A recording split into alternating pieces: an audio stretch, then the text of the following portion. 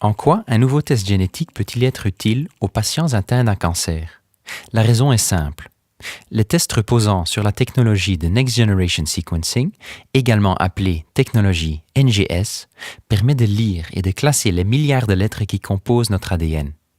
Et grâce aux informations obtenues, il nous est possible de mettre au point un traitement personnalisé, plus ciblé et moins lourd en effets secondaires. Notre corps est composé de milliards de cellules.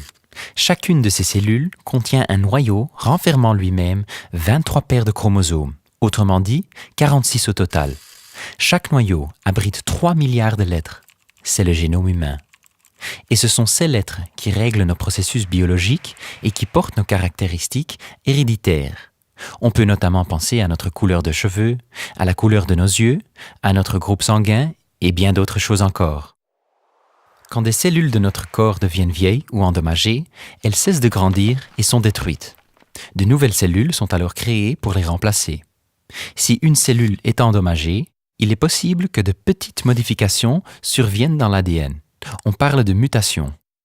Certaines mutations sont héréditaires, d'autres sont provoquées par des facteurs externes, comme le tabagisme, le surpoids, les rayons UV, la vieillesse, etc. Lorsque certaines mutations s'accumulent dans une cellule, celle-ci peut devenir cancéreuse et commencer à se diviser de manière chaotique. Les cellules prolifèrent alors à certains endroits du corps, pouvant faire apparaître un cancer.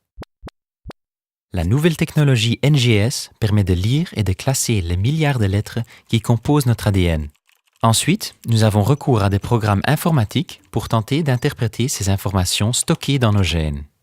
Il faut savoir que seuls 0,5% des 3 milliards de lettres du génome humain conditionnent qui nous sommes en tant qu'individus uniques.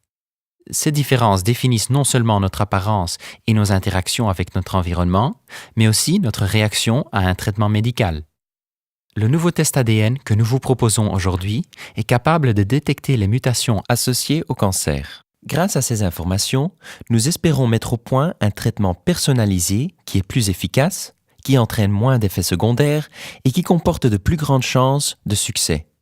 Afin de comparer les données de plus grand nombre possible de personnes, tous les résultats ADN doivent être stockés dans une base de données centrale.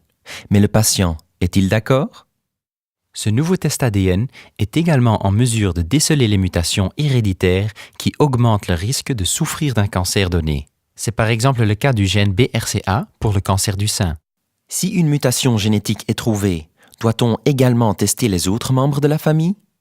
Enfin, ce nouveau test ADN peut nous fournir d'autres informations, par exemple sur des mutations qui ne sont pas directement liées à votre diagnostic principal.